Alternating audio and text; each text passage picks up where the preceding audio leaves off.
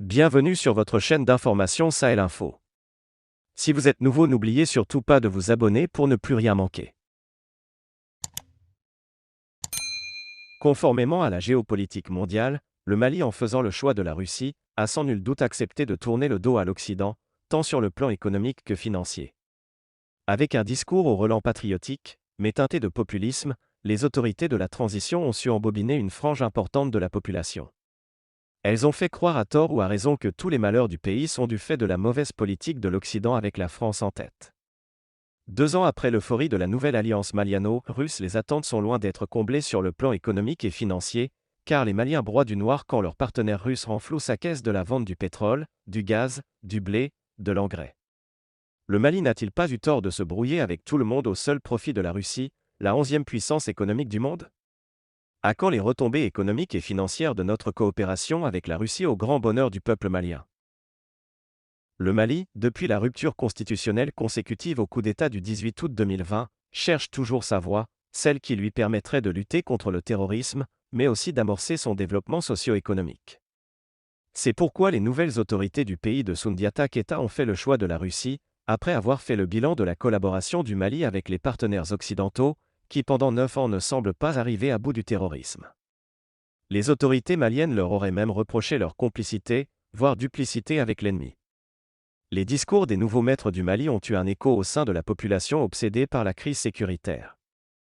Elle a fait sien le choix opéré par les autorités pourvu qu'ils permettent d'endiguer le fléau du terrorisme et surtout créer les conditions pour que les populations puissent vaguer librement à leurs occupations et de mener leurs activités génératrices de revenus. 2 ans après l'avènement de la junte militaire au pouvoir, les fruits ont-ils respecté la promesse des fleurs ? Si sur le plan militaire, en termes d'acquisition des matériels de guerre, et même de montée en puissance des FAMA, des avancées notoires semblent être faites, mais sur le plan économique et financier, le peuple souffre énormément et ses aspirations sont en train de se transformer en grande illusion. Le Mali n'a-t-il pas eu tort de se brouiller avec l'Occident au seul profit de la Russie, la 11e puissance économique du monde ? Si sur le plan militaire il y a une certaine satisfaction, car la capacité opérationnelle des FAMA a été renforcée, ce qui a permis aux forces de défense et de sécurité de faire des prouesses sur le terrain. Hormis cet aspect, les autres domaines n'ont pas connu d'amélioration. L'économie du pays est en véritable hibernation, les finances sont en hypothermie avancée, car tous les ressorts sont sur le point de se casser ou de tomber. Au même moment, notre partenaire russe fait beaucoup de profits malgré la guerre contre l'Ukraine. Les langues commencent à se délier au Mali pour dénoncer le manque de solidarité de la Russie, ne serait-ce qu'en subventionnant l'engrais et le blé qui sont des denrées importantes dans la production et la consommation alimentaire. À ce rythme, la famine frappera forcément à la porte du Mali car malgré la bonne pluviométrie, les intrants agricoles ont fait énormément défaut.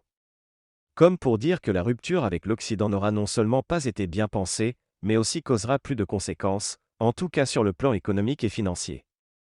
Les Maliens ont commencé déjà à sentir le lourd poids de cette rupture avec une vie chère jamais connue depuis l'indépendance.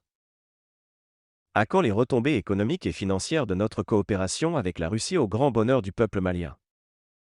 En effet, les autorités de la transition malienne avaient fait de notre coopération avec la Russie une question d'honneur et surtout la voie du Seigneur tout trouvé.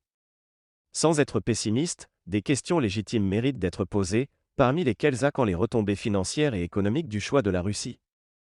Cette question vaut son pesant d'or quand on sait que la guerre que Poutine est en train de mener contre l'Ukraine n'a nullement secoué les bases de l'économie russe, qui continue d'ailleurs à faire des profits. Pourquoi alors le Mali, qui est censé être sa grande porte d'entrée en Afrique, ne bénéficie-t-il pas des retombées, ne serait-ce qu'en denrées de première nécessité telles que le blé, les engrais, le pétrole, le gaz et surtout de la liquidité afin que les autorités maliennes puissent faire face aux besoins cruciaux de leur population ? Aujourd'hui, ne nous voilons pas la face, nombreux sont les Maliens qui commencent à critiquer le choix de la Russie et semblent envoyer un message clair aux autorités pour qu'elles fassent en sorte que les nombreuses attentes soient comblées. Et si tant est que la Russie veut nous faire oublier l'Occident, elle doit mettre le paquet comme du temps de la guerre froide, dans le cas contraire elle exposerait les autorités maliennes à la vindicte populaire, car rien, ni personne ne résisterait devant la famine.